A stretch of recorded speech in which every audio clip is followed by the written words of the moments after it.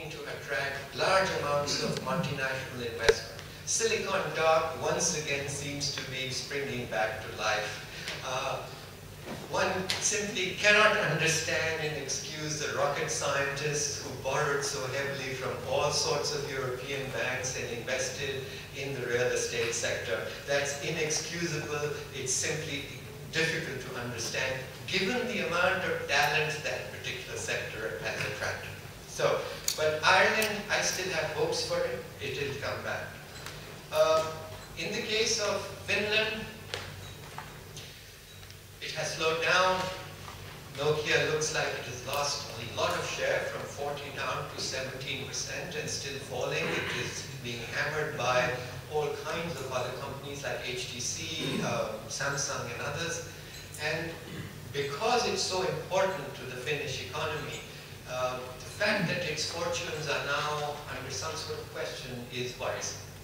But nevertheless, Finland remains a very, very strong player. And if you look at all of the competitive rankings, all of the innovation rankings done by all of these various agencies, it remains near the top, if not at the very top. So what I'm saying is that for all of these countries, there is no other way.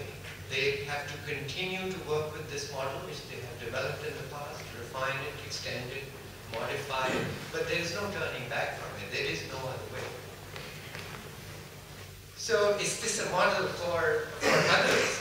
And my answer is for small countries that are resource poor, that do not see themselves managing to save 40% of GDP through one way or the other, whether it's a pension fund or whether it's the preferences of households or whatever, which do not see themselves which do not see themselves investing enormous amounts in a manufacturing sector and finding the markets to which to export the products of this manufacturing sector now.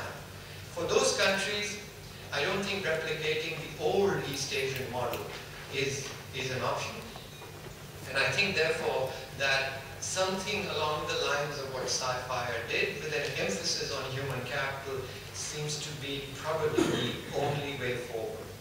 And it is, in fact, even more important, given what has happened with technological change worldwide, given that there is now smaller countries have to contend with the incredibly competitive manufacturing industries of China and India and other East Asian countries, that there are resource and environmental issues, and in particular also because many of the products which launched the East Asian economies in the 80s and 90s have now become commodified.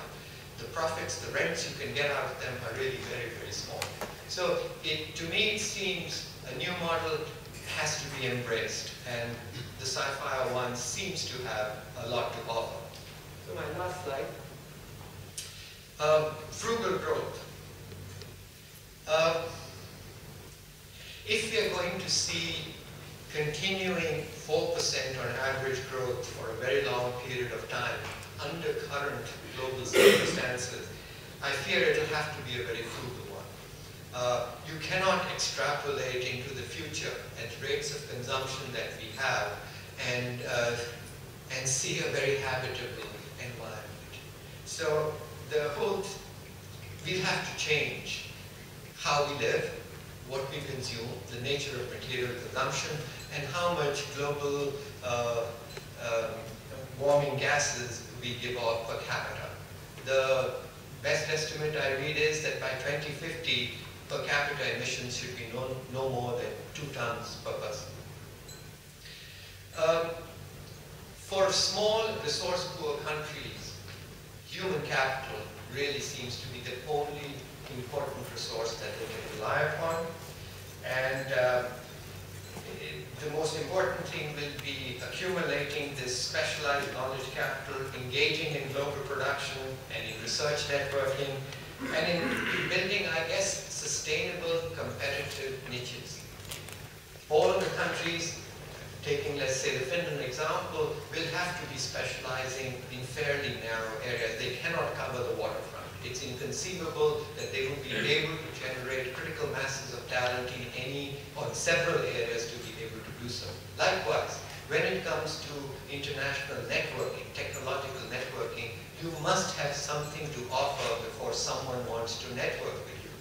Therefore, it's also important that countries develop an area of expertise which is internationally valuable. Otherwise, you'll be all dressed up and no one will want to dance with you. But at the same time, there's no way that, unlike China, really can and probably will cover almost every area of technological development. I do not think most countries can do so.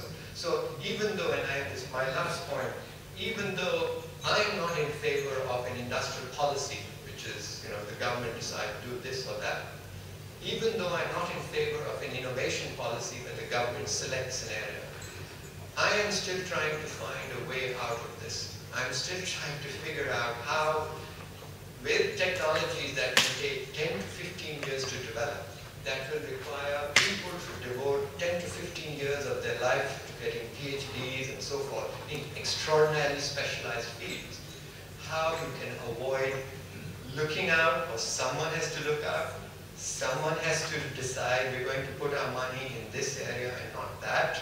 It can be a combination of firms and governments, it can be firms alone, it can be the government alone. But if you don't do that, you won't know what to specialize in. You won't know which way one should be heading and what sorts of specialized human capital you would need to develop. So the SciFi model is not the only model, but for me at this point, because of this book, until I write my next book, it is the one.